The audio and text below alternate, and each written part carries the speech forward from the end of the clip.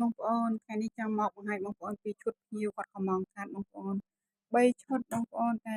ធ្វើជូនគាត់បានឈុតសិនណាសារការដិននេះគឺយូរបងប្អូនយើងធ្វើដិននេះយូរជាប់នៅកន្លែងដិនអញ្ចឹងអានេះអឺ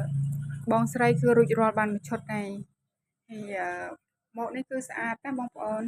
តែនៅក្នុងស្តុកគឺអត់មានទេតើតាបងប្អូនធ្វើការកំងទើបខ្ញុំធ្វើអីវ៉ាន់នឹងជូនណាបងប្អូនដោយសារតែជាប្រភេទអីវ៉ាន់ដែលយើងមានដិនច្រើនហើយតម្លៃវាក៏គួរសមដែរបងប្អូនជាប្រភេទពណ៌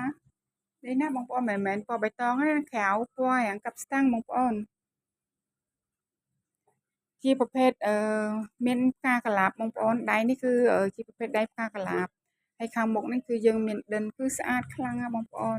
ប្រភេទអាវសាយ L បងប្អូន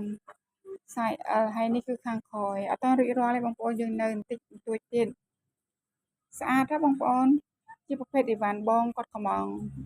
ច្រើនឈុតដែរបងប្អូនតែនេះរួចរាល់បានមួយឈុតដោយសារតែនៅជាប់នៅកន្លែងដិនច្រើនបងប្អូនមានតម្រូវការបងប្អូនអាចធ្វើការកំងបានដូចគ្នាណាជាប្រភេទអីវ៉ាន់ដែលធ្វើយកចិត្តទុកដាក់គឺមកស្អាតជូនបងប្អូនហើយធានាទាំងតម្លៃហើយនិងគុណភាពជូនបងប្អូនណាធានាថាស្អាតដូចក្នុងរូបបែបហ្នឹងបងប្អូនហើយនេះគឺខ្ញុំថតផ្ទាល់ឲ្យបងគាត់បានមើលនឹងម្ចាស់អីវ៉ាន់គាត់បានមើលផ្ទាល់ដែរស្អាតខ្លាំងណាស់បងប្អូន